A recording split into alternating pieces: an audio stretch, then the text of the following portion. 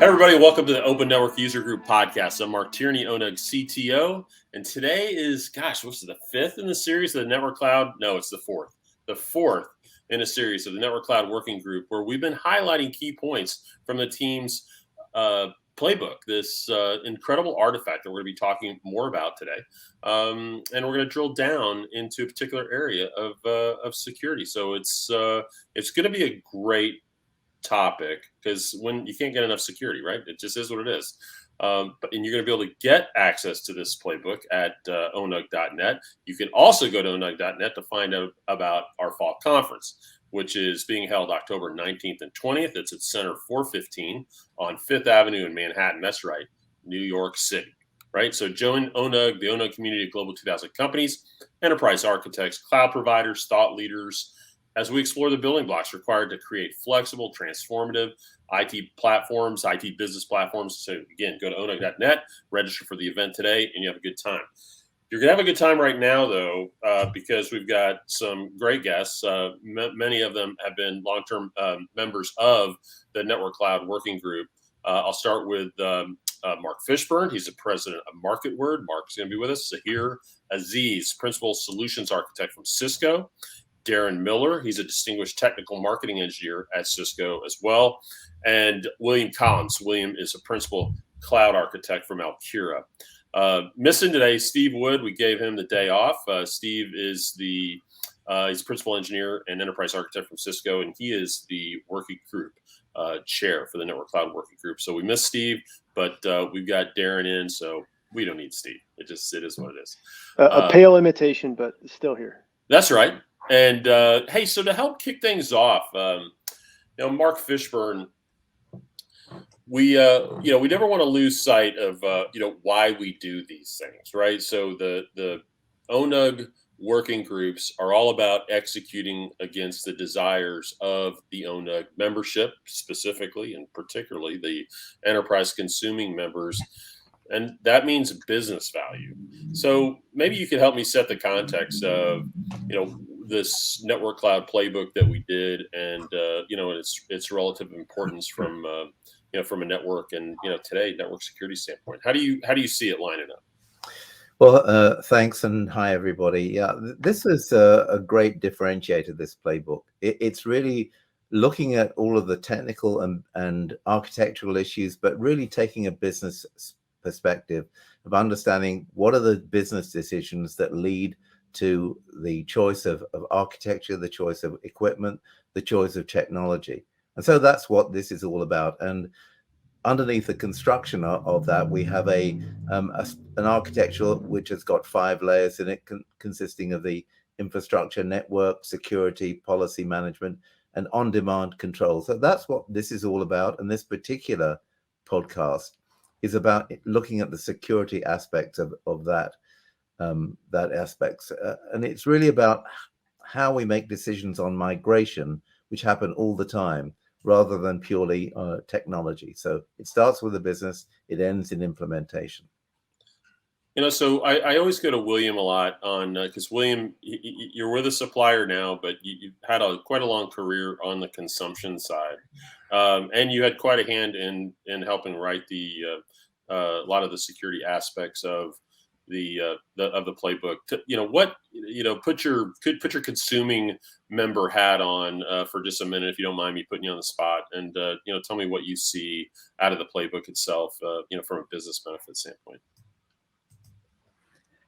Yeah. So so customers are going through, when I worked in the enterprise, one of the big things, coming in and just having playing the long game, having a long-term strategy, because a lot of times you come in and, things can flip-flop based on what the market is bringing. New vendor comes out, zero trust hits the market, and there's all these, vendors coming with all this marketing jazz. And, what do you do? How do you react to this? How does it affect your long-term strategy that you had? What are your core intellectual property that you're trying to secure? How does your business work? Like, what fits to where? So this is where this, playbook can come really help and zoom out and kind of help you put together like a larger term plan and a playbook for how to, execute on this without getting distracted and breaking out and succumbing to the newest marketing stuff that might hit. You know what I love is that you took a shot at marketing, and we got Darren on, and Darren is like specifically here to like showboat about marketing expertise, right, Darren? No, I hate What? to disappoint you. It's Stop it. part of my title, but it's nothing that I actually do. I don't know why we've named ourselves this at Cisco, but I'm primarily responsible for security architecture, so more technically inclined than marketing inclined. But I can say zero trust with the best of them, and least privilege, and dynamic allocation, and identity. All those great buzzwords that are in some marketing. What do you feel like? Because it is. There is a lot of marketing going on around things, the things you just talked about, like zero trust. How to enterprises like sort through all this, because tying it back to Mark's initial point, it better have some business value, and it better be clear, right? So, are there aspects of the zero trust message that you feel like are becoming more clear to the enterprise, tell me about that. For sure. One of the simplest things that's in the paper, as well as just generally, is the ability to have a strategy tied to identity management and authentication, and have a flexible way to insert that authentication into access to the application, whether it's cloud or private. Really allowed a lot of agility and scale to happen during COVID, right? So, William talked about being able to change when necessary, but having a strategy. Some customers had that strategy and they could adapt very easily. Others didn't necessarily have the strategy and had to scale up, either by throwing their internal resources at it or buying the service. So there's a lot of principles there that if you had the strategy, you could have adapted to work from home, and now what we're marketing as hybrid work. But it doesn't get rid of some of the core principles that we've had. Full stack security, when we're talking about cloud or cloud workloads, there's a number of different components to that, whether it be the application security itself, how you secure CI/CD, how you secure the app when it's running, how you secure access to the app, but also, what's communicating. So all of the general principles we've been using still apply. They just might be tweaked for the particular access or the particular provider that you're using. Yeah. So Zahir, let me call on you for a second, because we talked about some architectural things.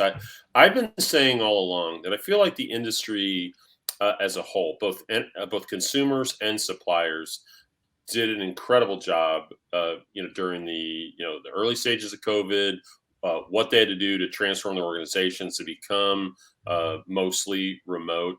Many enterprises already had remote strategies in, hybrid work strategies in, but it was a scale issue, right? And both suppliers and enterprises had to adjust for scale. I've been very complimentary, and obviously people want my compliments, right? But I've been very complimentary that these organizations did this great stuff. But there were some heroics, and there have been architectural holes in some of those solutions, and now suppliers are like closing those gaps. What gaps do you feel like have been closed over the last couple of years from a security perspective in response to COVID? Totally putting you on the spot here, but do you feel like we've closed some architectural gaps? Yeah, so I actually work very closely with our large transformational customers. That is my role inside Cisco. And I've also worked inside Cisco IT as well. So I had on the consumer side of this whole solutions as well. The only difference is that if you're in Cisco IT, you consume all of Cisco products, right? Because that's we are an insider, right? So now regarding what you just brought up, I think it's a very, very interesting discussion, because the switch during COVID, the switch kind of happened, very fast, right? to remote worker solution, right? And then all of a sudden, all the cloud and the remote access solutions were kind of overloaded, right? Because of the scale that was demanded, right? I mean, look, think about, meeting places, the conference solutions and whatnot. They were all got overloaded. But at the same time, security was still top of mind. I mean, you can't just serve the endpoint end user without, taking care of the security solutions, right?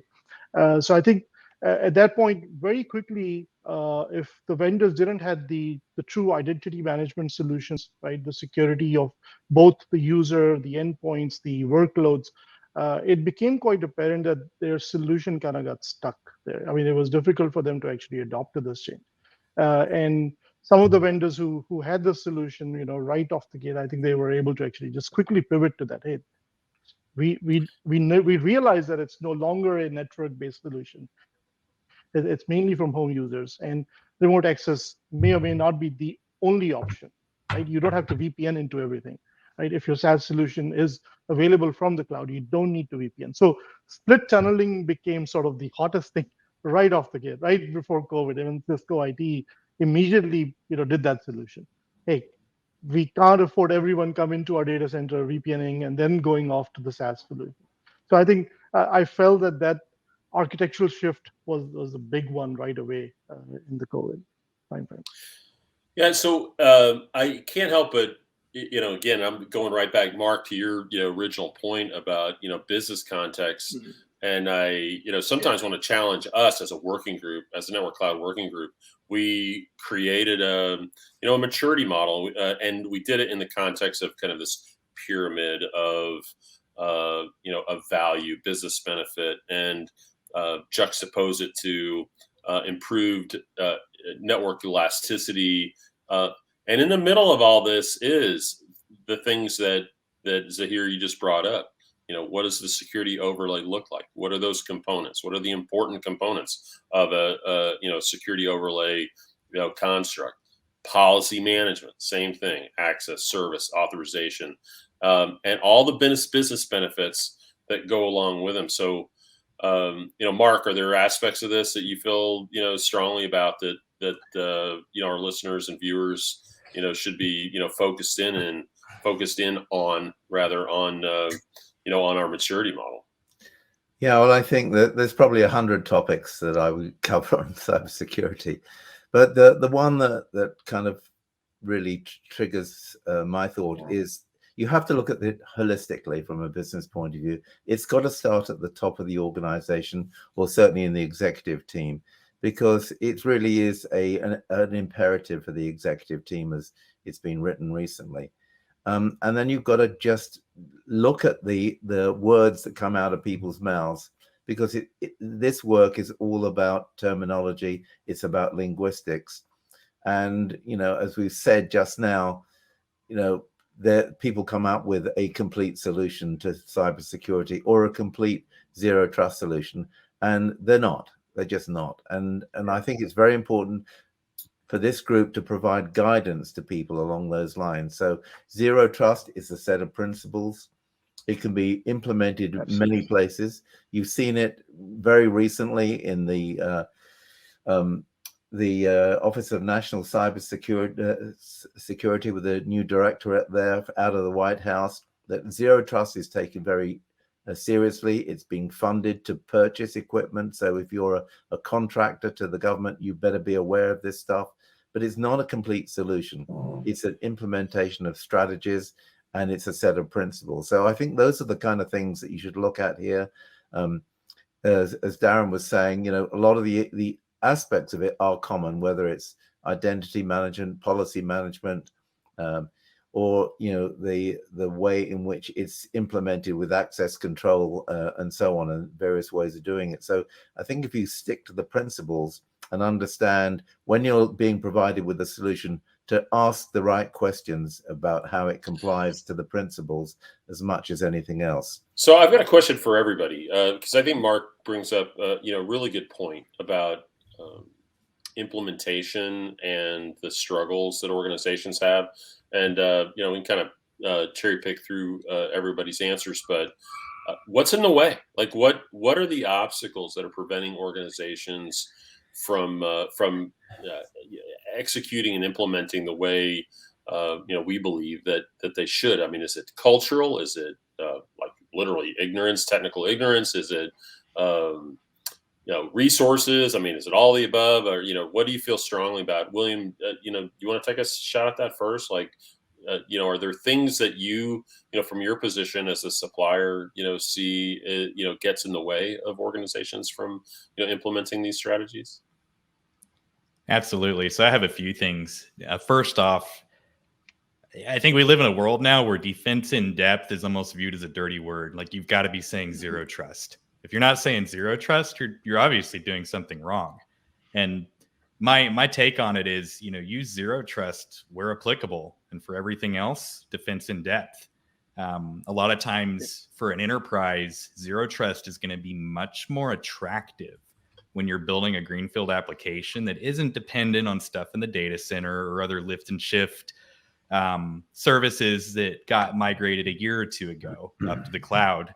At the end of the day, if you don't have a good grasp on your legacy applications and all the infrastructure that underpins them, then zero trust could be a very expensive endeavor. So I think the biggest challenge is culture and understanding what is there, how it works. You'd be surprised how many applications exist out there where the original app authors have long since been gone, and there's been a steady stream of people being hired over 5 to 6 years to just keep it on. And going through and doing a discovery of how exactly it works, all the things it has to talk to, understanding it holistically is very challenging. So Darren, help me understand. William's talking about things that are getting in the way, and I can't help but wonder in today's, particularly at ONUG, where we put a lot of emphasis on multi-cloud. Is this a complicating factor that our organizations so overwhelmed by how they're consuming cloud, how they're consuming multi-cloud, how they're consuming hybrid multi-cloud to implement these types of security strategies? This is where I wonder, are they just overwhelmed? I would say yes. So to go back to your original question, is it ignorance? Is it not enough staff? And depending upon the company, it's all of the above. It's one of those things. I think William brought up an excellent point about legacy. Like, I've worked with customers where they want to apply a zero trust principle, access proxy as an example, against an app. But when they got the bill to uplift that app, they were like, oh, wait, that's not in this year's budget. We're going to have to wait, through the next budgeting cycle before we can do that. So they had to come up with some compensating control. And I think, especially in multi-cloud environments, sometimes they drop back to what tools they have available because they can't just implement another tool. One of my CISO colleagues has said, if I buy this new tool, what am I going to retire? Because I only have so much OpEx, and OpEx is far more expensive for security than CapEx. So to go back to Mark's point, what's the business driver and what's the business going to get out of any investment that we make? And sometimes it's just easier to stick with what they know. So, it'll vary by company. So I was talking to William about this previously, where I have two companies. They make the exact same product. They're the two largest providers on a global basis. And the approach the businesses take to the problem, they're both going after a zero trust architecture. They're both going after, a multi-cloud architecture, but the way they're approaching it is dramatically different based upon what appetite the company has for risk. One is a very conservative company. One's a very progressive company. So all of those things go into how much funding's available, how quickly can you change things. And I think all of those, soft components really add into, the challenges people have to adopt zero trust. But, when they do it, and they do it, the automation and the openness and the interoperabilities that we all get that agility going if they have the business driver, if they have the access and service policy. And that's another total different topic that we could have an entire podcast on, is a lot of people are now being challenged to create policies, access policies that they've never had to create before. And that can be a business process overhaul, much more so than it is technical. Absolutely. Yeah. And the implementation, the implementation of that is quite an endeavor. By the way, for our viewers that haven't heard, ONUG has been asked by our members to really jump into the policy as code fray, and you'll be hearing more and more about that in the future. I'm sorry, Mark, did I cut you off? Yeah, not really. But to take both William and Darren's points here, I think that the thing that does confuse people is they are expecting one zero trust solution that applies everywhere. And I think it's why it's so important to look at it as a set of principle and guidance. Because, for instance, if you're running a pipeline or something like that, then perhaps all you're looking for is a trusted path between you and a legacy IoT device. Or if you're looking to migrate between the cloud and the edge and your data center, it might be something quite different. You have to look at each one of these areas and say, well, how do I make sure that there's least privilege, i.e. the person who actually is going to use this and or administrate it is allowed to do so, rather than somebody else who is not allowed to do so, and to make sure that all of this gets automated in a sensible way. So I think you have to look at the different places in which zero trust can apply. You talked about legacy systems, and the question is, well, how do you make sure that you curate and know actually what you've got? Because you might have some device that's rusting away in a corner somewhere, and the company who makes it doesn't even exist anymore. So you've got to decide what is worth doing and what is not worth doing, so you come up with a sensible business model. And I think the last thing I would say about this is, for me, it's about deflection. It's not about defense. So if you take the route that I'm going to defend what I can defend, and assume that people who are going to attack you are going to look for the least protected organizations to attack. So that the more things that you can defend, the more weak links you can cover up, the more likely that attacks are going to go elsewhere. It may be a bit selfish to say that, but that's really, I think, what you should do. It's a wild west world out there. There's no specific standards across this whole holistic security. Is this all about that time when William and a friend were being chased by a bear, and he just had to outrun his friend? Was that? I think that's pretty good. That's what I just heard. Yeah, don't leave your car open with the money on the back seat, because that's the one that will get attacked. I threw this salmon shirt on him, and the bear went straight over to him and ate him out there. I'll have you know, I've been practicing running ever since that day. Yeah, we'll run in the middle of the crowd, maybe. So coming back to business, can I say something, guys? Oh boy, okay. Absolutely. So the serious guys are here is pulling us back in. No. So because I lost all of my hair doing implementation with customers, right? So I gotta pitch in here. So one of the things that we find anytime we move into the modern technologies is that one question that we ask all of our customers: Can you provide the list of top 100 applications and their usage in the network? And it's very surprising that most customers actually struggle to provide that. They would know the top 2, 3. Everyone uses, the daily user, application, but the actual business applications, which are actually help run the business at the background, it's very difficult. They were put in 10 years ago. They were set with certain principles, and they've been running that way. Firewall rules went in, and they never come out, as we know, right? And they just keep adding on the firewall rules as the time progresses. But now think about the shift that we are talking about here. Move to the cloud. Then you got to provide security in the cloud or through some middle mile or through some cloud security solution. But then how do you actually provide parity between what you have on-prem to the cloud? And from an implementation point of view, that is a long task. it's not that straightforward that, hey, this vendor provides this service, let's just switch. You have to basically compare what you have on-prem and what Yeah, you and need to I go guess I would even on the question. cloud as But well. by the way, I love where you're going with this here, and I would also add to it, and ask if you agree with this statement. Is that what does parity mean? Even right? There's functional functional value, but then there's a whole different kind of observability challenge in creating parity in those different environments. Am I wrong?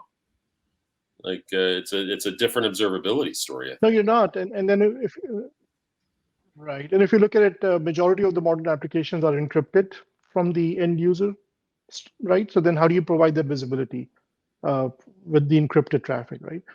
So it is a brand new sort of paradigm to actually report on and provide security. Yeah, and I want to go back to something that I think Mark said very well, and then Zahir, you made mention of it, which is you have to know where to invest and accept. So that was Mark's point, and then accept that some things are going to be out of scope, but still apply what principles can be applied to them, right? So, as an example, there's a global customer that I work with, and they are full 100% as much as possible, zero trust through access proxies, hybrid cloud. Identity is their perimeter. It was wildly successful for the 35% of apps that they could expose. 65% of their apps they could not expose to the internet, even if they wanted to, because they didn't have the money to uplift. So they made that very hard decision that Mark focused on, which was for the business, the best return on investment was to not uplift these other apps, but then how to map those principles back into that 65% of apps that still exist, still are part of the business in some way that they can either monitor through a visibility tool. Is there some way they can put dynamic authentication in front of it? All of those considerations, and then accept that you can't have 100% everywhere. So it's the journey or the principles that I think I really liked out of the conversation that we just had. All right. Let me turn our attention a little bit, and this will be a little self-serving, but I don't care. So Excellent. the playbook deals with all these different components at the different layers, and one of those is policy management, right? And as I mentioned, something that we're going to be at ONUG diving into much deeper. I wonder if anyone has some opinions on business policy versus, when I say that, my brain goes to compliance and governance versus things that are more technical policy, things that you might implement in a defense in depth, firewall rules and things like that. How do you feel like consumers are approaching policy management and the right way to implement these things? Policy as code, or just doing it through a number of tools that are out there right now. Any opinion on this, William? Policy management best practices. Yeah, this is a big one. This is something I got to work firsthand on for a long time, and when you look at it, my opinion here is, back to sort of the journey conversation. It's like, New Year's resolution. I can make a New Year's resolution and get on the treadmill for 2 months, and then if I stop and start eating Twinkies, I'm going to gain that weight back. But if I make a lifestyle change, it's good long term. It's a constant shot. You're just constantly taking shots at me. I don't even understand this, but okay. I make one crack about your salmon shirt, and you got to go into my donut problem. All right. So when you look at policy as code, the thing is, it can't be one of these things where, enterprise says, hey, we got all this money, this year, 2022, 2023, we're going to do policy as code. And in these 8 months, we're going to flip everything over. This is not how this works. There's no modernization effort with a time label on it that you can go through and just hit a button and, take off. You're going to have a lot of lessons learned if you do that. This has to be smaller at first. You have to understand your stuff. You have to understand the technology you're bringing in, why you're bringing it in, and you have to start small.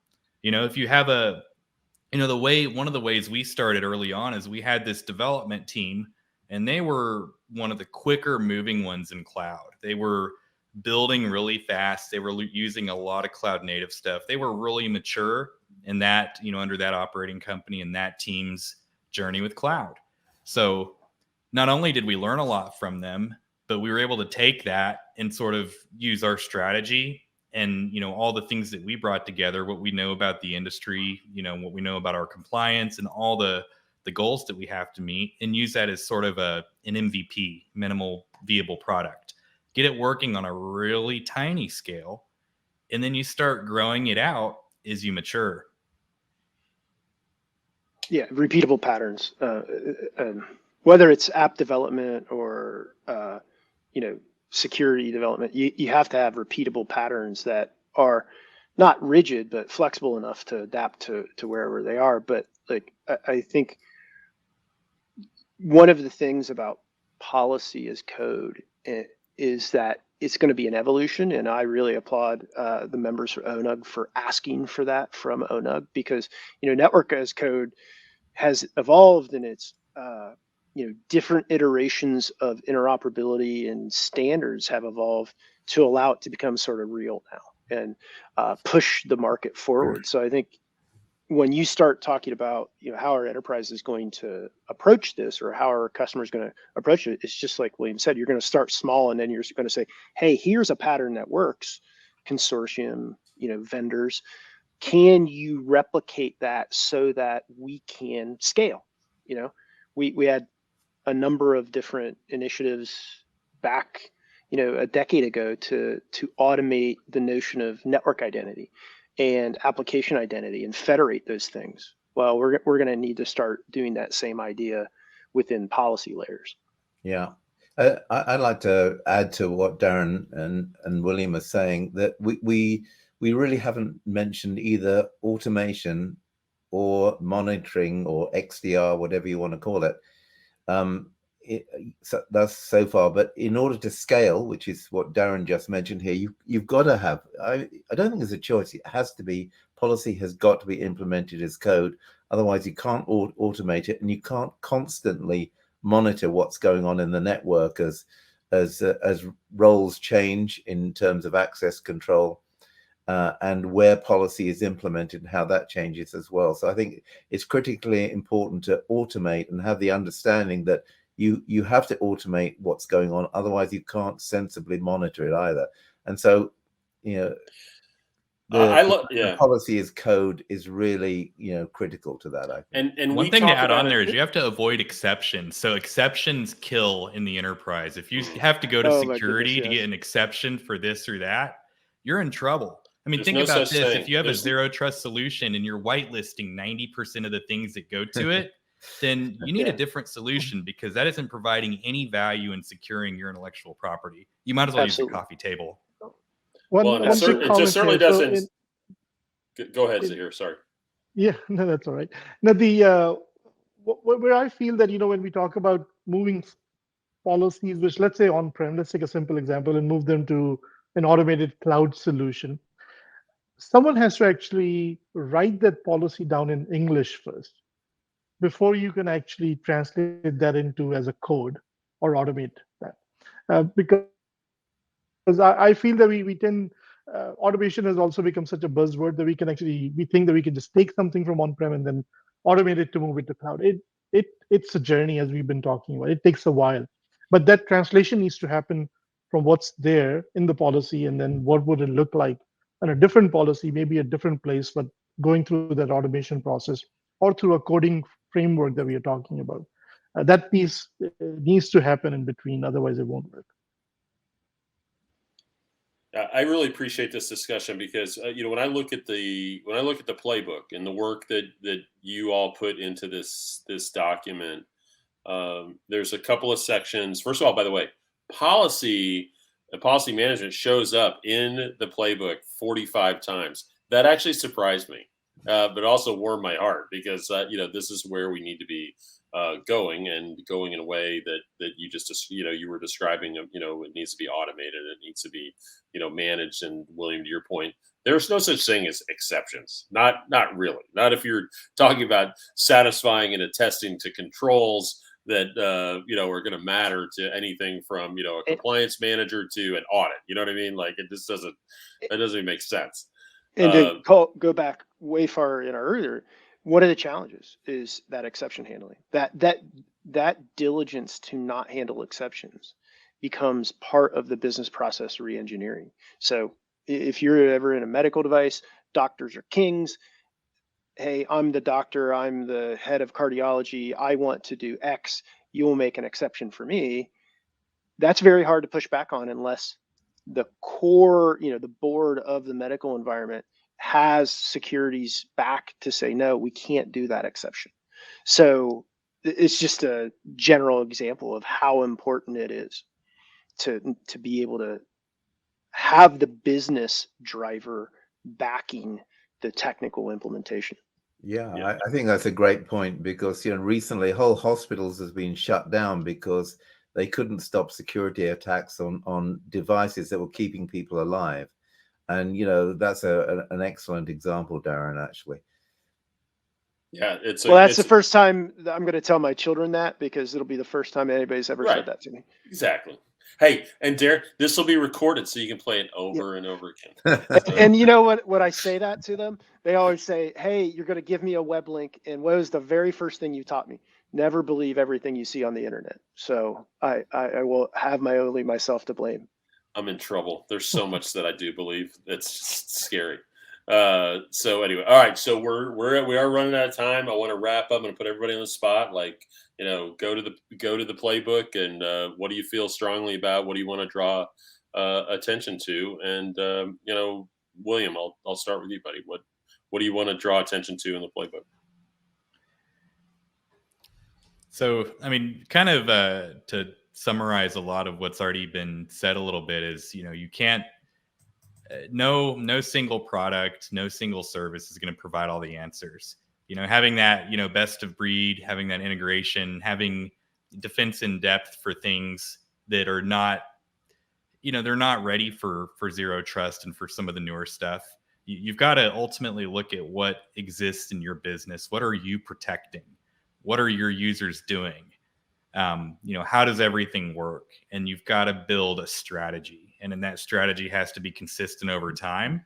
And therefore, something like this playbook can really help you get a rough draft of, looking, okay, this is what my business is doing. This is what's core. This is what's important. Now let's overlay that with some really good guidance, from industry professionals and kind of like fit things in the right places so we can start working on that and optimizing and just getting more secure. And it's not overnight. It's a journey. It's not an 8-month plan or program or project. It's got to be a lifestyle change. That's awesome. Thanks, William. Darren, what's your last word?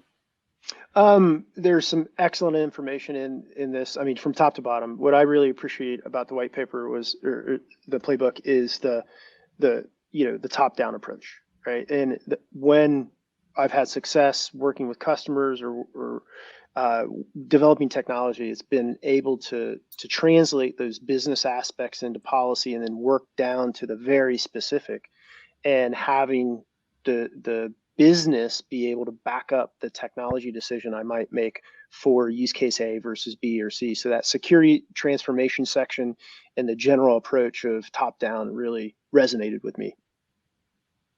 That's perfect. Thanks. Sahir, how about you? Yeah, so the one thing that really stood out was that that nobody wakes up in the morning from a technology side of the house and says, let's implement this solution. It's actually the business that is driving that solution. And the way we had sort of broken down different layers of our pyramid, you will see that there is that interaction between different layers of the solution, and then each may require a different security analysis or posture and policy framework and whatnot. So break it down and see how each layer talks to each other, right, from infrastructure to cloud and to in the middle mile and whatnot, and that way see how you can actually operationalize the whole thing. So that would be my message: break it down and then observe the Nice. security. All right, and we're going to wrap up with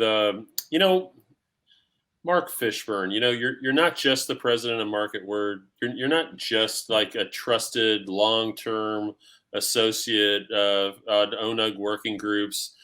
You are the author of the recently published "Hey, Who Left the Back Door Open? A Holistic Approach to Cybersecurity." So, quick plug for you, sir. Thank you.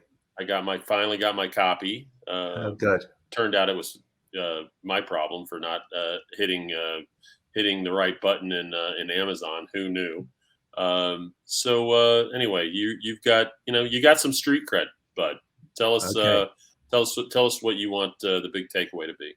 Well, I think the big takeaway, and it's partly what Zahir was saying as well, it is the fact that it really empowers the end users of various kinds. It gives them power to say, what I implement is under my control, and that's number one. And number two is the layered approach, which basically mirrors the age-old OSI concepts of networking, really, that the idea is to migrate each part separately, and there's no dependencies on the bottom layer from what's going on the top.